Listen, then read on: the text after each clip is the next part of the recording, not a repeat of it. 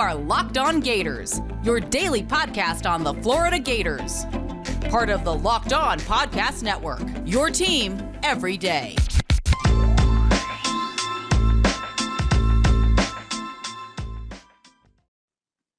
Hello and welcome to another episode of Locked On Gators, part of the Locked On Podcast Network, your team every day. With amazing selection, reliably low prices, and all the parts your car will ever need, visit rockauto.com and tell them Locked On sent you. Happy thirsty Thursday. I should crack something open, but I won't, don't worry. I'm Brandon Olsen. You can find me on Twitter at WNS_Brandon. I'm also the founder of whole9sports.com, where you can find all of my written work. Today, we'll talk about Gators, 2-quarterback system. That's what I'm looking forward to, at least. We'll talk about the scrimmage notes from the final scrimmage, and Florida's out of the recruiting race for Walter Nolen, so that is really fun. We're going to wrap up by talking about that one.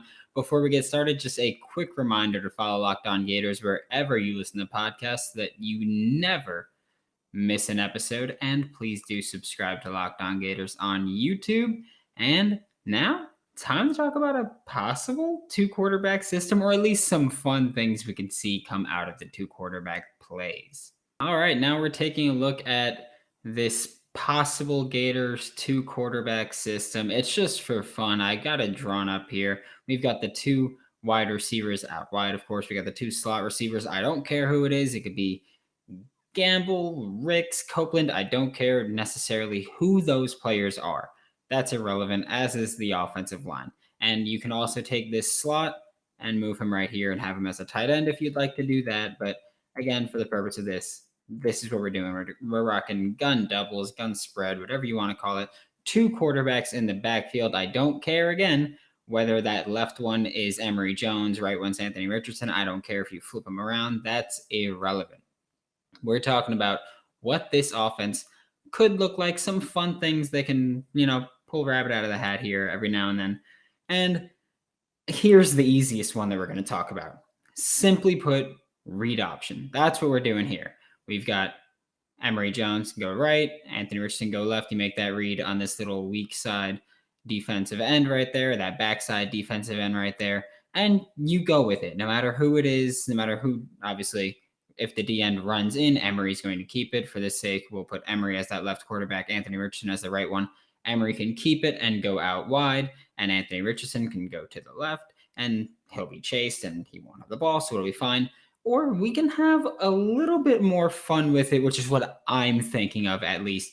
I'm thinking we have this little read option here, so that stays the same, okay? That stays the same. You're still reading this guy right here. If he comes in, then Emory keeps it. If he stands still, then Emory hands it off. Let's say Emory keeps it in this case, and we could have a little fun with it by then turning it into somewhat of an RPO at that point by having Emory take the ball. We'll have this slot run a drag.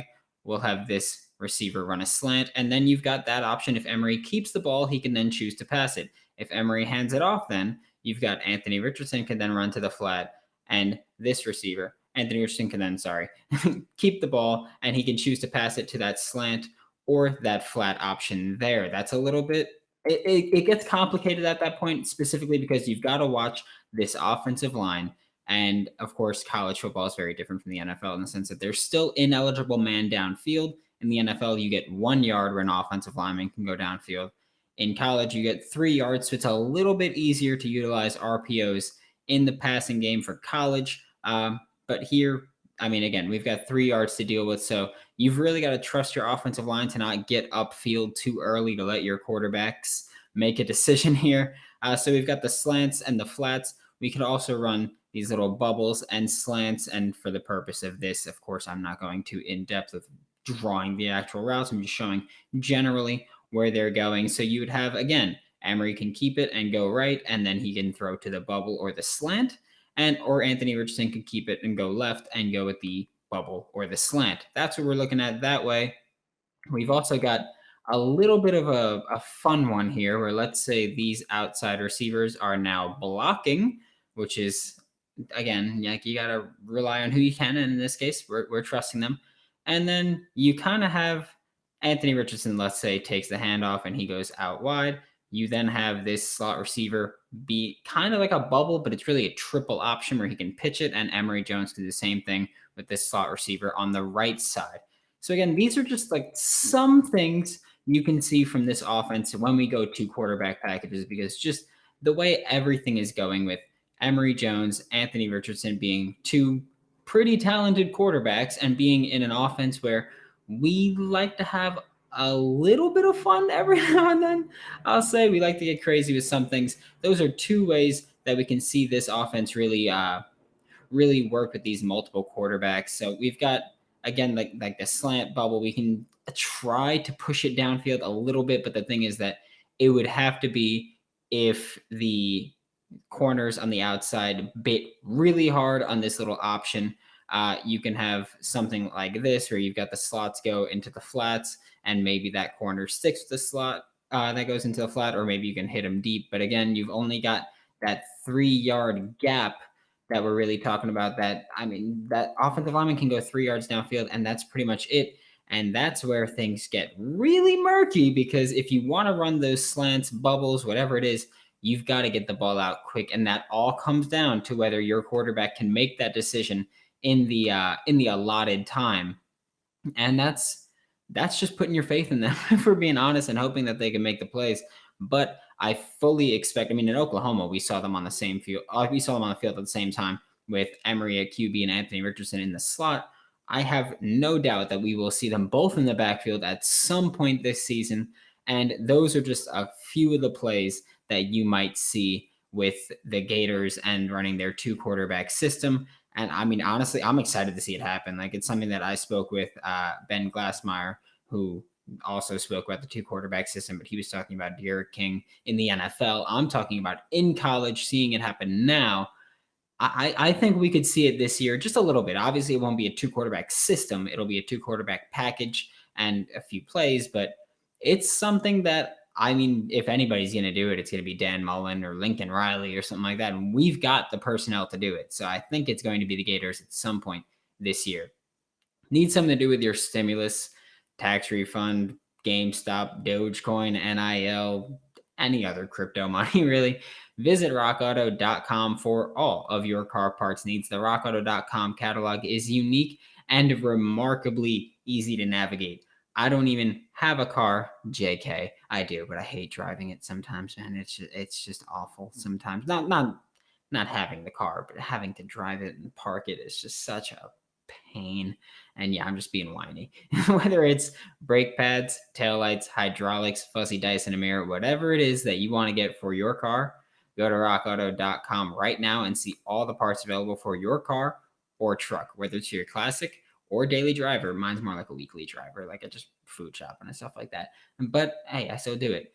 Get everything you need delivered in just a few easy steps, delivered directly to your door. Right, locked on in there. How did you hear about us box, so that they know exactly who sent you. Talking about some scrimmage notes. This final 2 segments are probably going to be a little quicker and a little shorter than usual. But looking at the scrimmage notes, we've got Desmond Watson is who I'm starting off with. Desmond Watson, of course, just mountain of a man. Like, he is a beast. He's been defined as unblockable, granted. Going against the 2s and 3s for offensive line, but still, he's been defined as unblockable. And that's still impressive no matter who you're going against. Like, these are still good college players that you're going against, even if it's not the ones. Desmond Watson's lost 40 pounds since getting to Gainesville, and he is still 400 pounds, or at least listed as 400 pounds. And that is absurd. He's going to need to drop a little bit of weight to get in better football shape, to be a more versatile defensive tackle. He's a good nose at this point, but that's pretty much all he would be at his current size. Dan Mullen has said that the goal is to get Desmond Watson down to about 380 pounds. So he's got 20 pounds to go, but he's lost 40 pounds in a fairly quick amount of time, which to me, that kind of points out that it was very bad weight that he lost in that time. Hopefully he can continue to get to 380, and hopefully we'll see him on the field at least a decent amount this season. Next up is DeMarcus Bowman, who's someone that I have so openly praised, and I am so openly excited for what he can bring to this offense and bring to this roster.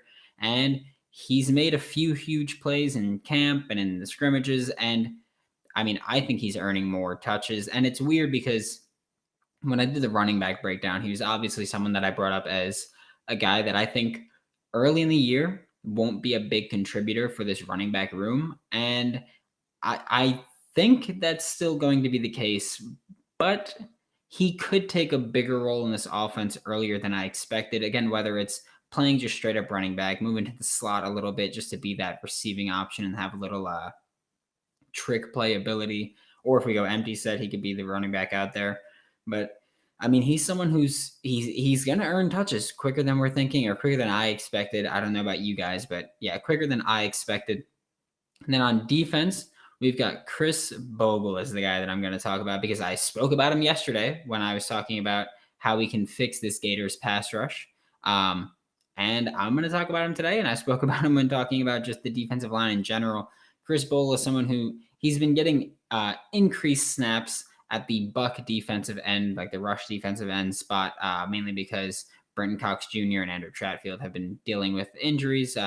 Cox is more serious than Chatfield's, of course, but they've both been dealing with injuries, and Chris Bogle has made the most of those increased snaps that he's been seeing, and he could be someone who we see earn even more snaps, and hopefully the Gators go with this NASCAR package that I was talking about yesterday, and Chris Bogle will get on the field and wreak havoc, especially if he's going to continue improving.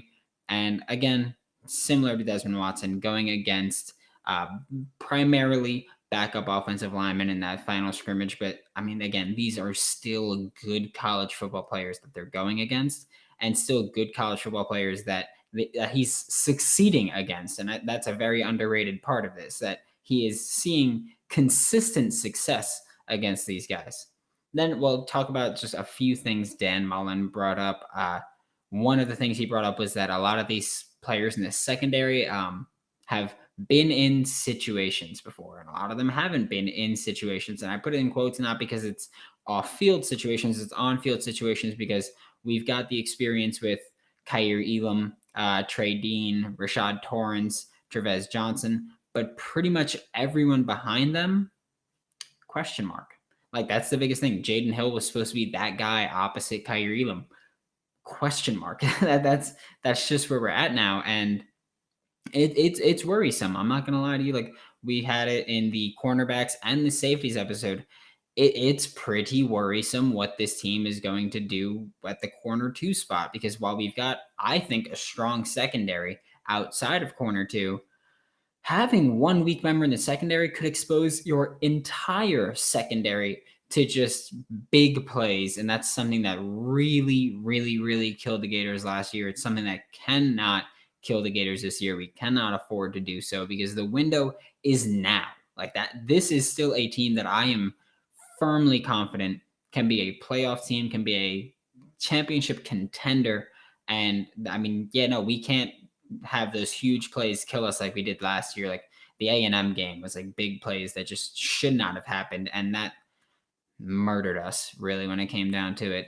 And then I just spent the first segment talking about Anthony Richardson and Emory Jones, and Dan Mullen's expressed confidence in Anthony Richardson and his ability to run with the ones. We've been talking about Dan Mullen saying, I don't have one starter and a backup. I have 2 starters, and that's Emory Jones and Anthony Richardson. And Anthony Richardson has been impressing. Like Tyler Fornes, who's now with NBC Sports, was talking about, he's a big Anthony Richardson guy, and the quarterback battle could be closer than people are expecting. And Emory is still the guy, but Anthony Richardson could be seeing more snaps than we expected, because I was kind of thinking of him as someone who would come in similar to the role that Emory Richardson played with Kyle Trask, where he would rotate in occasionally, get a few snaps here. Anthony Richardson could be seeing significant snaps this year for the Gators. And last, we got Malik Davis and Naquan Wright have impressed despite not having starting offensive linemen out there. And that's a big thing, because our defensive line depth-wise is, even not depth-wise, is significantly better than our offensive line depth-wise. And Malik Davis and Naquan Wright have impressed against that better defensive line group. So I'm hoping for big things from them. I'm very excited for this rushing game and these running backs in general, and I cannot wait to see more of these Gators. Think the Gators have a shot at the Natty this year? If you're confident, BetOnline currently has plus 2,800 odds, and I'm just saying, I'm going to take them. BetOnline is the fastest and easiest way to bet on all of your sports action. BetOnline even award shows, TV shows, and reality TV with real-time updated odds and props on almost anything you can imagine. It is the best way to place your bets, and it's 100% free to sign up. Head to the website or use your mobile device to sign up today and receive your 100% welcome bonus. For those of you that are not great at math, that's whatever you put in. If you put in $50, they're going to give you $50 on your first deposit. BetOnline, your online sportsbook experts. Make sure to use promo code LOCKEDON, that is LOCKEDON, for your 100% welcome bonus on your first deposit with betonline.ag. And to wrap up, we're talking about Walter Nolen, very prestigious defensive line recruit. But I'm just going to get into it. All right. Walter Nolen last night, released his final top three. They were Texas A&M, Tennessee, and Georgia. And that was, I was flabbergasted after seeing it, because the last time that Walter Nolen put out a top five, it included Alabama, Michigan, and Florida. And the team, again, now I've named 6 teams now. So top 5 means that one in the top 3 was not in that top 5 previously, and that was Texas A&M. So they kind of sneaky snaked their way in. They just they got their way in, which, woohoo, congrats, you're still gonna suck. Even if he does go to you. And I mean, just given how everything was going recruiting wise with Walter Nolen and the Florida Gators, he had multiple visits. He was talking about us, and he seemed to be very happy with how things were going. I'm a little shocked that Florida didn't make the top 3, because from the outside looking in, I don't know Walter Nolen. I don't have the inside track with anything, but from the outside looking in, to me at least, it seemed like Florida was one of the front runners. And so them not being a top 3 school at all is kind of mind-boggling. And I'm usually not someone that gets upset, irritated, annoyed during recruiting. I'm still not upset, irritated, or annoyed with Walter Nolen. I'm disappointed with Florida for dropping the ball here. And again, I don't want to be over dramatic with things like this, but that is just totally unacceptable, if you're asking me. I think that losing a recruit of Walter Nolen's caliber is just downright disappointing, upsetting, and irritating. And again, on UF's part, I don't care what Walter Nolen's going to do. He's a high school kid. He's going to make his decision, and I'm not going to slaughter him for it. I'm not going to get mad at him for not having Florida in the top 3 or anything like that. That's not going to get us anywhere. But yeah, it's certainly disappointing on Florida's part. But I will say, with Walter Nolen specifically, I absolutely love how he approached it, because last night he posted his top 3, which again were Texas A&M, Tennessee, and Georgia. So he's going to be in the SEC at some point. We know that. Even looking at the top 6, I guess 5 of them were SEC schools. Michigan was the only non-SEC school. But the way he approached it was, last night he announced his top 3. This morning he said, "I will announce my commitment when I reach 11,000 followers on Instagram." Took him less than 2 hours, I believe, for him to get there. He gained, I think, 2,000 followers in that time. And I love it, because if you don't know the reason, I don't know why he chose 11,000. That number is kind of arbitrary and weird, but he picked that because he's going to be at a major college program next year, unless he picks Tennessee. He's going to be at a major college program next year, and that means he's going to be able to make money off his name, image, and likeness. And that is what I love about him, because he's handling it incredibly smart to just be like, hey, I'll announce when I get to 11,000 followers. So then when he commits, surely he's going to commit to a school, and the schools that didn't get him, they're going to have followers unfollow him, of course, but the followers that follow him for going to that school are going to vastly outnumber the ones that unfollow him, mainly because unfollowing is kind of a lot of work to go to their profile and click unfollow. And yeah, it's tedious. So there's that.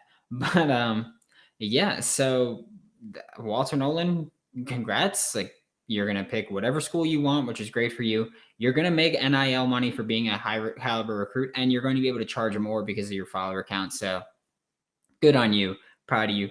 Fantastic way to handle it. But that about does it for today's episode of Locked On Gators. Join me tomorrow as we'll take a look at how the Gators can fix their run game, which is putrid last year. Once again, my name is Brandon Olsen. You can find me on Twitter at WNS_Brandon. You can find all of my written work with Whole Nine Sports. That's WHOLENINE Sports. Be sure to check out Locked On Fantasy Football, once again hosted by Vinny Iyer, part of the Locked On Podcast Network. I don't know about you, but I've got fantasy drafts coming up this week, next week, and the week after that. So I will be going to Vinny for all of the fantasy football help that I can get, because I will desperately need it, because I need to make that bread, you know. Betting on the Gators doesn't have to be a guessing game if you listen to the new Locked On Bets podcast hosted by your boy Q and handicapping expert Lee Sterling. Get daily picks, blowout specials, wrong team favorite picks, and Lee Sterling's lock of the day. Follow the Locked On Bets podcast, brought to you by BetOnline.ag, wherever you get your podcasts.